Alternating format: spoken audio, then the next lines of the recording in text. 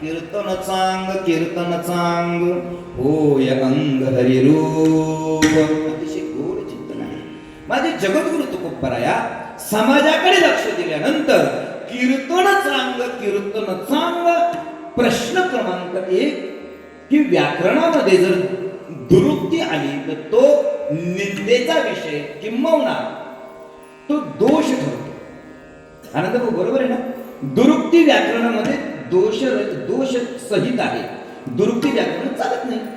दुरुक्ती जर माणसाने केली तर त्याचा दोष त्याला लागत असतो. मग माझ्या जगद्गुरु तुकोबारांनी या ठिकाणी दुरुक्ती केलेली. का दुरुक्ती केलेली आहे? प्रामुख्याने 1-2 त्याचे उत्तर बघू आणि आपण आपल्या पुढच्या चिंतनाला निघू.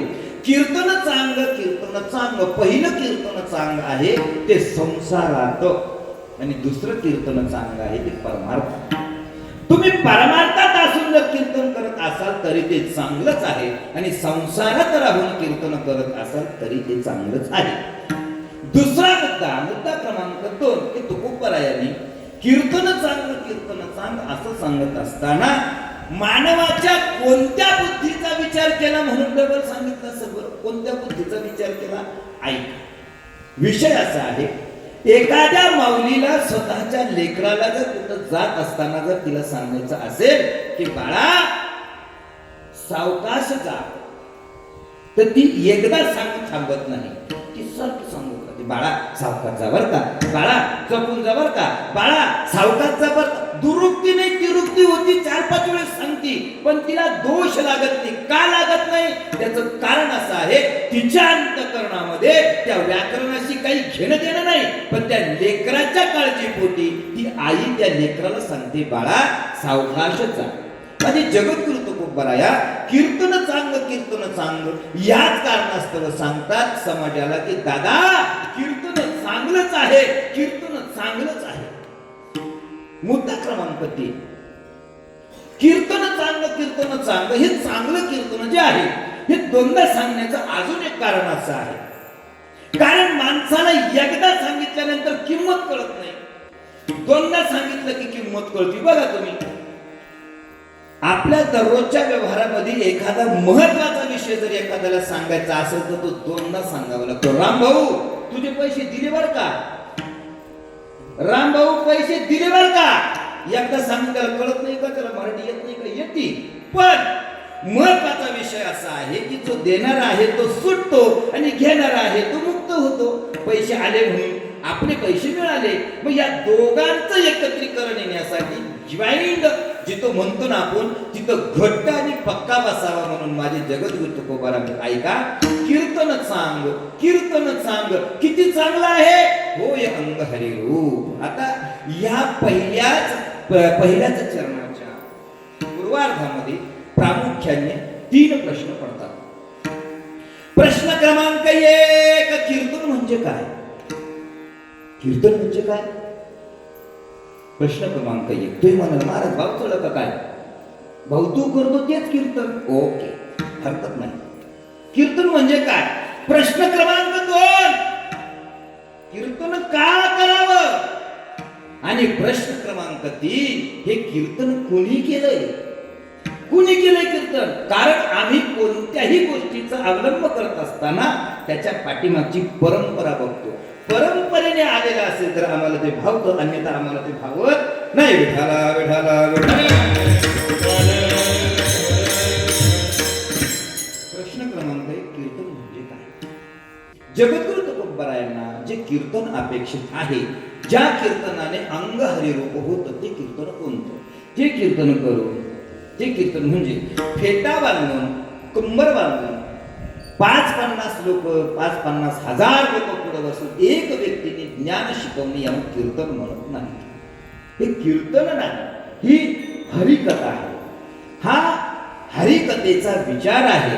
ही भगवत चर्चा म्हणू शकतो, याला हरिकथा म्हणू शकतो, कीर्तन म्हणू शकत नाही. तुम्ही म्हणाल महाराज कीर्तन म्हणू शकत नाही. मग आजपर्यंत जे मोठ्या लोकांनी सांगून ठेवलेले की कीर्तन हेच कीर्तन, हेच कीर्तन, हेच कीर्तन. ऐका, विषय असा आहे, राम रावणाचं युद्ध झालं, राम रावणाचं युद्ध झालं, ते कशासारखं झालं हे सांगण्याला कशाचीच उपमा बसत नाही. मग आम्ही जर राम रावणाचं युद्ध सांगायचं असेल तर ते फक्त आणि फक्त राम रावणाचं युद्ध झालं हेच सांगावं लागेल. ते कशासारखं झालं हे आम्हाला सांगणं शक्य नाही. मग भगवंताच्या नामचिंतनामध्ये या उपस्थितीला, या कार्यक्रमाला काय म्हणावं, आमच्या वडीलधाऱ्या माणसांनी, आमच्या पूर्वजांनी एकच शब्द ठेवला, तो म्हणजे कीर्तन. म्हणून याला कीर्तन म्हणावं. विठाला विठाला ऐका, हे कीर्तन का नाही याचे पुरावे देईल आणि मग पुढे जाईल. उगा आपला पोपटपंची बोलून सांगणार नाही. हे कीर्तन नाही. का कीर्तन नाही? श्रीमद भगवद्गीतेतील 9व्या अध्यायातील 14व्या श्लोकावर माझे ज्ञानोबराय बोलतात, सततं कीर्तयन्तो मां यतन्तस्य दृढव्रतः नमस्यन्तस्य मां भक्त्या नित्ययुक्ता उपासते. भगवान अर्जुनाला सांगतात, अर्जुना सततं कीर्तयन्तो मां, सततं कीर्तयन्तो मां, सतत कीर्तन. हे कीर्तन सतत होऊ शकत नाही. जेवण झालं आणि आमच्या दत्तू बाबांनी सांगितलं, महाराज वेळ वेळ वेळ वेळेत बंद, वेळेत सगळं उठायचं. 2 तासाच्या कीर्तनामध्ये जर 5 मिनिटं एक्स्ट्रा झाली तर लोक बोला शिवाय द्यायला चालू करतात. हे भंगार कुठून आणलंय, यांना अजिबात गावात येऊ देऊ नका. पुन्हा 2 तासाच्या कीर्तनामध्ये जर 5 मिनिटं एक्स्ट्रा झाली तर सततम कीर्तयन्तो मां. आनंद भाऊ, कुठे हा शब्द? सतत कीर्तन म्हणजे काय? सततम कीर्तयन्तो मां. आणि मग ते सतत होणाऱ्या कीर्तनाची फलश्रुती माझ्या ज्ञानोबरायाने 9व्या अध्यायामध्ये सांगितली. तरी कीर्तनाचे नटनाचे नासिले व्यवसाय प्रायश्चित्ताचे, हे नामचे नाही पापाचे ऐसे केले. यमदमा उकळा आलेली, तीर्थे ठायावरून उठविली, यमलोकाची खुंटली राहटी अगवी. यम म्हणे कवना ते यमावे, दम म्हणे कवना ते दमावे. तीर्थे म्हणती काय खावे, दोष कदाची नाही. सततम कीर्तयन्तो मां. कीर्तनाची ताकद काय आहे ते सांगतो तुम्हाला. हे कीर्तन ते नाही, हे कीर्तन ते नाही. सततम कीर्तयन्तो मां. महाराज, सतत केलेल्या कीर्तनाने काय होतं? होय अंग हरिरूप. तेच हरिरूप झालेलं अंग. आम्हाला कीर्तनाची व्याख्या समजून सांगत असताना आमच्या बुद्धीमध्ये भ्रामकता निर्माण करून कदाचित आम्ही वाममार्गाला जाण्याची शक्यता दाट पडते. का? ऐका, सततम कीर्तयन्तो मां हा जर शब्द आम्ही घेतला, सतत कीर्तन, महाराज एक महाराज घ्या, कोणी धरा, कोणताही महाराज धरा. मला धरा म्हणजे त्याचं गत थोडं नका धरू, कल्पने धरा, अमुक अमुक महाराज, नाव तुमच्या मनात धरा. त्या महाराजाला दररोज 2 कीर्तन धरा तुम्ही. तर नाव घेणं योग्य नाही. कॅमेरा चालू आहे, काला कोणाचं नाव घ्यायचं? तू म्हणून का तुझ्या घरचं खातो का मी माझं नाव घेऊ राहिलं? नाव नका घेऊ, मनात घ्या. दररोज 2 कीर्तन आहे महाराज. त्या 2 कीर्तन माझ्या महाराजाला भेटन, जयहरी घाला. आनंद भाऊ मिशा काढून देईल, मिशा बिनमिशाचं हिंदीला आयुष्य होती, तर त्यानं प्रेमानं जयहरी घातला. हा, कॉलर राईट होती. का? दररोज 2 कीर्तन आहे, सकाळ संध्याकाळ कीर्तन करतो. सततम कीर्तयन्तो मां. बरं, सततम कीर्तयन्तो मां. भगवंत म्हणतात, अर्जुना हा माझा दृढ उपासना आहे माझी. सततम कीर्तयन्तो मां यतन्तस्य दृढ व्रतः. हे दृढ व्रत आहे. आता मला सांगा, कीर्तन करणे दृढ व्रत कोणत्या महाराजांचं आहे? मुद्दा क्रमांक 1. कीर्तन हे दृढ व्रताने कुठं केलं जातं आणि ते कोणी केलंय? आजपर्यंत केलंय कोणी? ऐका, म्हणून मी सांगतो, जगद्गुरु तुकोबारायनं जे कीर्तन चांग होय अंग हरिरूपते, हे कीर्तन नाही. मग का होते? कोणतं कीर्तन? ऐका, त्या कीर्तनाची व्याख्या तुम्हाला सांगतो. एक दिवशी द्वारकेमध्ये भगवान आपल्या राजसभेमध्ये बसलेले असताना सर्वांची चर्चा झाली. तेवढ्यामध्ये त्या गेटवर म्हणजे त्यांच्या मुख्य द्वारावर काहीतरी गलबल झाली आणि ती गलबल भगवंताने ऐकली. विचारलं, अरे काय झालं? एका सेवकाने सांगितलं, प्रभू अर्जुन महाराज आलेले आहेत भेटण्यासाठी. अरे अरे माझा मित्र आला. भगवंताने त्याचं स्वागत केलं, सांगितलं, ये अर्जुना बस. अर्जुन महाराज आले आणि भगवंताच्या शेजारी येऊन बस. त्यांचं राज्यसभेमध्ये त्यांची चर्चा चालली होती आणि अर्जुनाने हळूच भगवंताच्या कानात सांगितलं, प्रभू ऐका ना, मी लय लांबून आलो म्हणे, तो रोज चालू माझं फार कंबर गेले का त्याचे शॉकअप्सर खराब झाले. कशाची? रथाचे शॉकअप्सर खराब झाले. हे घोड लंगडते, सारखं लंगडला का झटके बसायचे.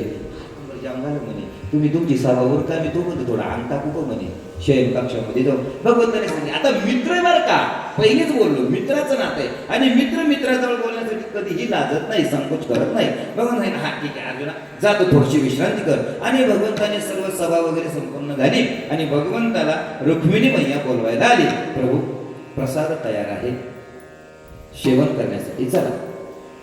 कोण म्हटलं? आताची रुक्मिणी जर आली असती तर, स्वयंपाक रेडी, चला घ्या गिळून. सगळ्या सांगले आमच्याकडच्या शिंगाचं सांगतो तिकडचं लय अवघड आहे हो. आता ते आमच्या माऊलीला माहिती, हा गिळून घ्या. रुक्मिणी म्हणे, महाराज प्रसाद तयार आहे, सेवन करून घ्या. भगवंत सांगितलं, ठीक आहे चला म्हणे, वाडा तुम्ही तयारी करा, मी आलोच. भगवंताला काही विसर पडला का? हाटकून भगवंताने तसं केलं रामदाने. पण भगवंत गेले आणि पाटावर बसले आणि पुढे चरंग ठेवला. रुक्मिणी मातेने ताट वाढला आणि भगवंताने एक घास तोडला आणि मुखात घालणार. तेवढ्यात भगवंताला स्मरण झालं, अगं रुक्मिणी, अगं माझा मित्र झोपलाय अर्जुन, त्याला जेवायला बोलवायचं सोडून तू मला जेवण वाढलं. रुक्मिणी सांगितलं, प्रभू मला माफ करा, मी विसरले. सांगितलं, रुक्मिणी थांबता, मी आलो होतो. तेवढ्यामध्ये ते भगवान उठायला लागले. ते नारद मुनी पाठीमागून नारायण नारायण प्रगट झालं आणि महाराज नारदाने सांगितलं, प्रभू तुम्ही उठू नका भल्या ताठावरून, मी आणतो बोलवतो. कोणाला? अर्जुनाला. नारद महर्षी गेले, शयन कक्षेचा दरवाजा उघडला आणि नारद महर्षी अर्जुनाला उठवण्यासाठी गेले असताना नारद महर्षींच्या कानावर स्वर पडले, जय कृष्ण श्री कृष्ण, जय कृष्ण श्री कृष्ण, जय कृष्ण श्री कृष्ण, जय कृष्ण श्री कृष्ण. नारद म्हणे, कोण बसलं? त्यांनी बेड खाली पाहिलं, कपाटात पाहिलं, माळ्यावर पाहिलं, वर पाहिलं, खाली पाहिलं, कोणी दिसना. अर्जुन एवढा झोपलाय, नामस्मरण कुठे चालू आहे? सांगितलं, कोणी दिसना.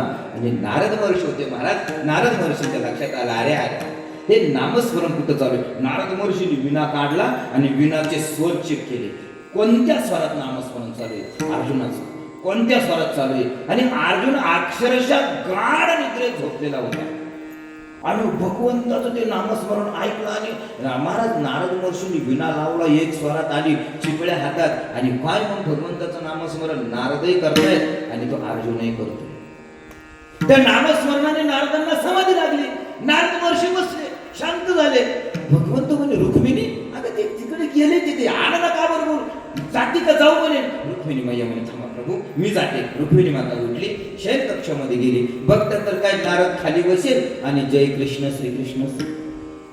रुक्मिणी माता म्हणे, यांची तर ओठे आलवणार राहिले, नामस्मरण कुठं होऊ राहिलं. रुक्मिणी मातेच्या लक्षात आलं, अर्जुन महाराज नामस्मरण चालू आहे. आणि रुक्मिणी मातेने ज्या वेळेस त्या भगवान गोपाल कृष्णाचं चिंतन ऐकलं महाराज, रुक्मिणी माता ही नामस्मरणामध्ये दमून गेली. वर हात करून टाळ्या वाजवून नामस्मरण चालू झालं. सत्यभामागे सगळ्या गेल्या. भगवंत म्हणे, ह्या बायाच्या डोक्याला डोकं लावूनच अवघड का? बोलवून आणायला म्हणून जातात आणि तिकडच खापतात. मी इकडं ताट वाढून बसलोय, मी प्रतीक्षा करू राहिलो, भूक लागली, वेळ झाली तरी यायचा तपास नाही. महाराज भगवंत स्वतः उठून आले आणि ती अवस्था पाहिली आणि ती अवस्था बघितली, भगवंताच्या डोळ्यात पाणी आलं. भगवंताचं लक्षात आलं की अरे नामस्मरण काय असावं आणि सततम कीर्तयंतो माम याला काय म्हणतात ते माझ्या अर्जुनाने केलं. विठाला विठाला ज्ञानोबराय म्हणतात, जीव तुमच्या शरीरामध्ये असेपर्यंत तुम्ही जो काही जपमाळ करतो तो चुकीचा नाही असं म्हणत नाही, चुकीचं आहे असंही म्हणत नाही. पण ज्ञानोबराय म्हणतात आजप जपने उलट प्राणाचा अजप जपने उलट प्राण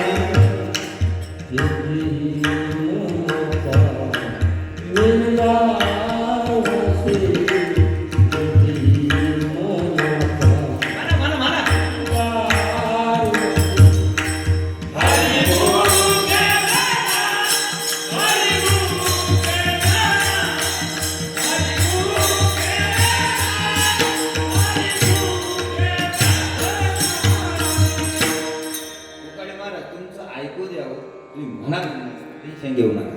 आपण भले तर एक गोष्ट तर कमी सांगू पण गायक झालं पाहिजे. आनंद मिळतो, सर्वांना आनंद मिळतो. ते काय येडे म्हणून उभी हे मी एकट्यानेच बोलायचं, ती विचारणी होत ऐकत राहायचं. त्यांचं कधी ऐकलं आपण, बरोबर आहे ना? पटतं तुम्हाला? त्यांचं ऐकलं पाहिजे आपण. आज जप जप जपने उलट प्राणाचा तेही मनाचा निर्धार असे सततम कीर्तयंतो मा यतंतश्च दृढव्रतः. ऐका, कीर्तन चांग होय अंग हरिरूप. आजपर्यंत ज्यांनी ज्यांनी कीर्तन केले कोणाचं अंग हरिरूप झालं? थोडा विचार करून बघा ना. तुम्ही जर म्हणत असाल हेच कीर्तन आहे, एक कीर्तनकार बुवा सांगा ज्याचं अंग कीर्तन झालं तुमच्या देखत. अनंता, इथून पुढे जर जाणवलं तर मला सांगा अनंता महाराज तुम्ही, की महाराज तुम्ही चुकीचं विधान केलंय, आम्ही बघितले अंग कीर्तन झालेले, सांगा. ऐका, अंग कीर्तन अंग चांगलं होण्याचं कारण, अंग चांगलं न होण्याचं कारण ऐका. नासका कुचका शरीर, नासका कुचका देह आणि या देहाच्या संदर्भाने आम्ही आमच्या अंतःकरणात बाळगून ठेवलेला अहंकार आणि तोच अहंकार आम्हाला परमार्थामध्ये आढावा येतो. म्हणून सततम कीर्तन आमच्याकडून होत नाही. विठाला विठाला.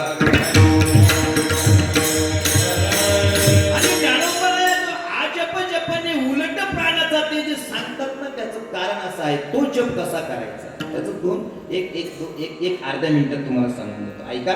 श्वास आम्ही घेतला, श्वास मी पोटात भरून घेतला, जोपर्यंत हा श्वास माझा बाहेर पडतोय राम राम राम राम राम राम राम राम राम राम राम राम राम राम राम राम राम पूर्ण भाता मोकळा होईपर्यंत, त्याच्यानंतर पुन्हा श्वास घ्यायचा, पुन्हा भाता मोकळा करेपर्यंत राम. याला म्हणतात सततम कीर्तयतो माम यतंतश्च दृढव्रतः. विठाला विठाला. आणि महाराज असं कीर्तन जर तुम्ही म्हणत असाल, असं कीर्तन जर तुम्ही म्हणत असाल तर या कीर्तनात अंग हरिरूप होत नाही का? तर मी सांगतो याही कीर्तनात अंग हरिरूप होतं, पण महाराज त्याच्यासाठी तेवढी पात्रता असावी लागते. क्षमा मागून बोलतो बरं का या व्यासपीठावरून. मी कोणाचंही मन दुखवू इच्छित नाही, पण पात्रतेशिवाय अंग हरिरूप एका जन्मात कधीच शक्य नाही. तुम्ही म्हणाल मग कोणाचं झालंय का अंग हरिरूप? हो झालंय, सांगतो तुम्हाला. चला भजन करा. विठाला विठाला. त्या टाळगावला माझ्या जगद्गुरु तुकोबारांचं कीर्तन चालू होतं. एक 14 टाळकऱ्यांमधला एक टाळकरी, त्याच्या मुलाची तब्येत बिघडली. पत्नीने सांगितलं अहो या मुलाला वैद्याकडे न्यावं लागेल, अन्यथा हे मुलगा मरेल. त्याने सांगितलं ते मुलगा मर नाही तर जगो, पण माझ्या जगद्गुरूंचं कीर्तन आहे मारुती मंदिरात, मी मंदिरात कीर्तनाला गेल्याशिवाय राहणार नाही. आणि तो टाळकरी निघून आला आणि महाराज दुर्दैवाने त्या बाळाचा घात झाला. ते बाळ गतप्राण झालं.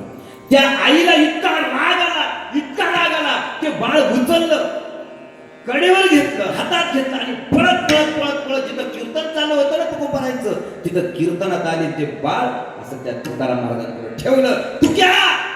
तुझ्यामुळं माझा नवरा तुझ्या नादी लागला आणि तुझ्यामुळं माझं मुलगं गतप्राण झालं, माझं मुलगं मेलं. एक काम कर, तुझ्या जेवढी ताकद आहे ना हे मुलगं तरी उठव, नाही तर माझा तरी जीव घे. कोण म्हणतंय? ती आई म्हणते.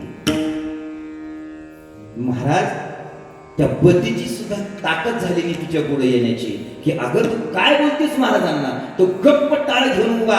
महाराजांनी सांगितलं आई साहेब काहीच काळजी करू नका, तुम्ही जर इथं आलात ना, माझा प्रभू सर्व योग्य करल. आणि भगवंताने पांडुरंगाकडे हात करावा आणि सांगावा, प्रभू जर इथं जर हे लेकरू जर उठलं नाही, हे जर आता जर असंच राहिलं, माझी नाही इज्जत जाणार, इज्जत तुझी जाईल. म्हणून महाराज जो काही टाहो फोडला जगद्गुरु तुकोबरायांनी पांडुरंगाच्या नावानं, फार वेळ नाही लागला, 10 ते 15 मिनिटात बाळ झोपीतून उठावं तसं उठून त्या आईला हाक मारले, आई, आणि त्या आईने त्या बाळाला मिठी मारावी. होय अंग हरी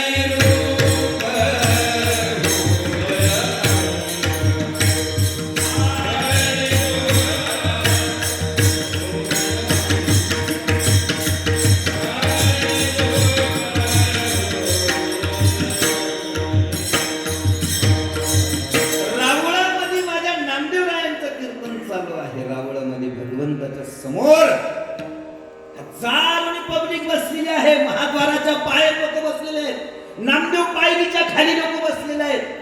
त्या रावळामध्ये वाळवंटापर्यंत गर्दी गेली. नामदेव महाराजांचं जोऱ्यात कीर्तन चालू आहे. नामदेव महाराजांनी जोऱ्यात सांगितलं, हात वर करा सर्वांनी.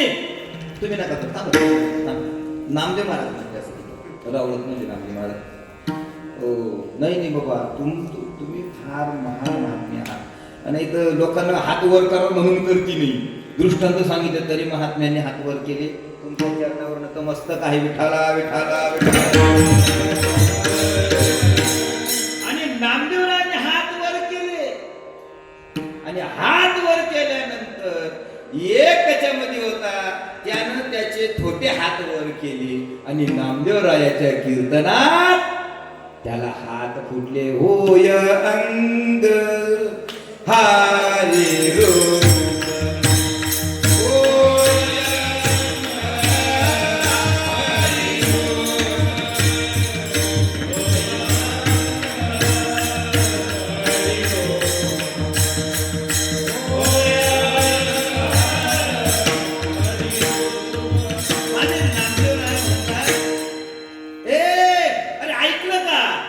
चमत्कार काय झाला बघा. नामदेवराव म्हणतात, ए छोटा गोरा भजन करी, छोटा गोरा भजन करी,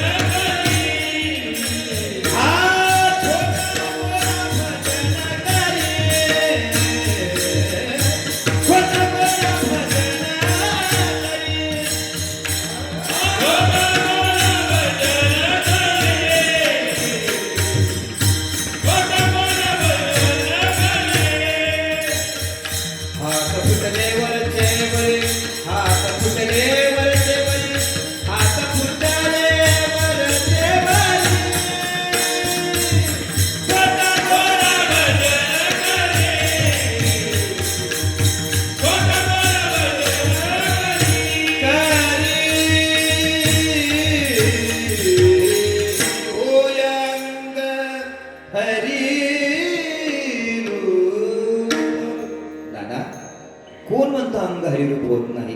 आमची पात्रता तेवढी आहे का? तुम्हाला कदाचित माझं बोलणं टोचू शकते. टोचू मी काय करू? खरं बोलतोय मी. तू का म्हणे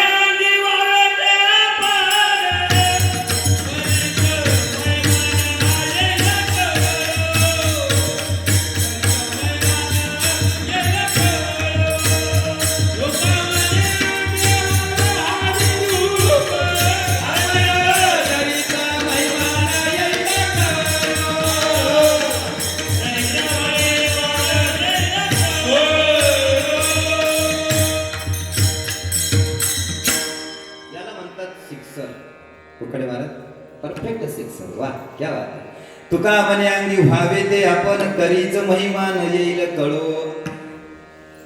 भगवंताच्या नामस्मरणामध्ये जर अंग भगवंत स्वरूप होत नसेल तर त्या नामस्मरणामध्ये तरी काहीतरी कमतरता आहे. अन्यथा जो नामस्मरण करतो त्याच्यात तरी काहीतरी कमतरता आहे. मग एक सांगा, क्षमा मागून बोलतो, नामस्मरणामध्ये त्रिकालाबाधित सत्य आहे की कधीच नामस्मरणामध्ये कमतरता असू शकत नाही. मग कमतरता कोणात आहे? बस सांगायची गरज नाही. यंत्र म्हणणे तत्र धुरा. किंवा यत्र धुरा तत्र वन्नी सांगायची गरज नाही. जिथं धूर निघतो तिथं जाळ आहेच. वासाला म्हणजे जाऊ दे, आपलं काय करायचं, विठाला विठाला विठाला. ऐका, वाळवंटामध्ये त्याच नामदेवरायांचं कीर्तन चालू आहे. होय अंग हरी रूप, याच्यावरच तुम्हाला उदाहरण देतो. पुन्हा सर्व संत सकल संत बसलेले आहेत आणि नामदेवरायांचं कीर्तन जोरात सुरू झालं. अरे नामदेव कीर्तन करी पुढे देव,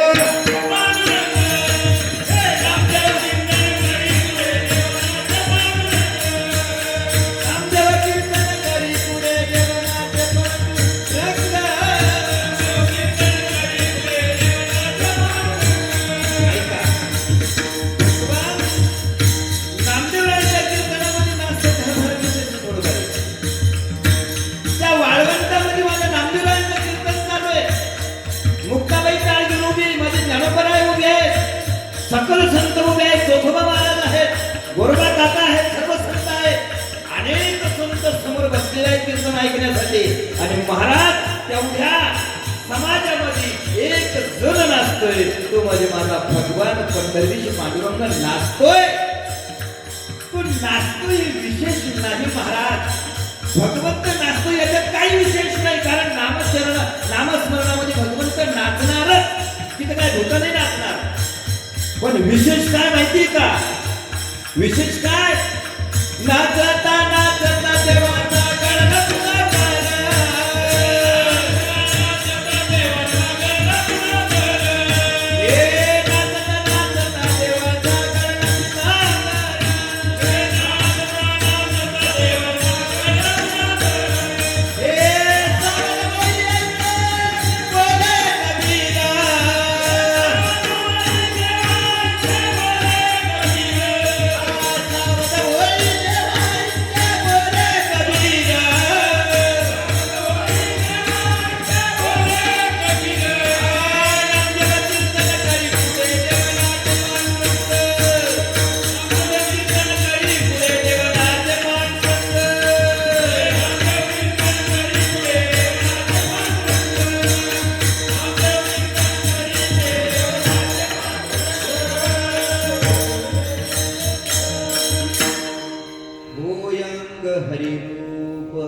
ज्या कीर्तनामध्ये माझा भगवंत नाचतो, ज्या कीर्तनामध्ये माझा भगवंत नाचता नाचता त्याचा पितांबर गळतो.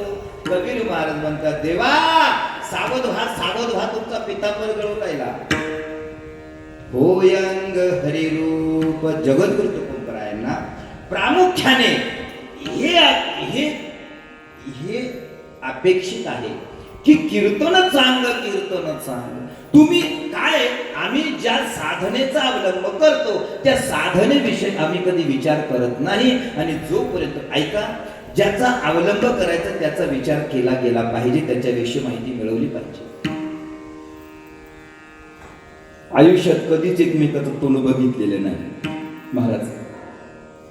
आणि अचानक सगळे सोयरे म्हणतात, रामभाऊ आमक्याचा मुलगा फार छान आहे बरं का, तुमच्या चिंकीसाठी बघा विचार करा. चिंकीचा बाप म्हणतो, बरं आहे ठीक आहे, मुलगा असेल तर हरकत नाही. आणि महाराज बघणं होतं, पसंती होती, मुलगी मुलाला बघते, मुलगा मुलीला बघतो. आणि एका बघण्यामध्ये दोघांना पटतं की हा योग्य आहे. पण तेवढं झाल्यानंतर सुद्धा थांबत नाही. मग काय करतात, ह्या पोराचा मामा त्या मुलीची चौकशी करतो आणि मुलीचा दाजी या भाऊची चौकशी करतो. दाजी मोठ्या बहिणीचा नवरा हे नक्की ध्यानावर आहे का हे गाभरू.